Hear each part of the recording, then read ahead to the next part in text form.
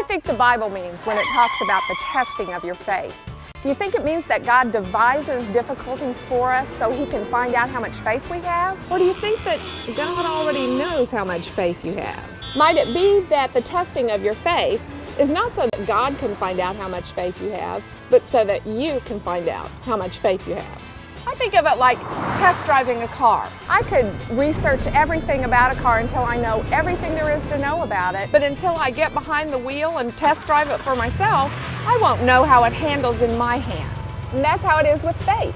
You can memorize every pithy little definition of faith. You can memorize every Bible verse about faith. Here's the truth. Until you have the opportunity to put your faith to the test, to test drive your own faith, you won't know how it handles in your hands.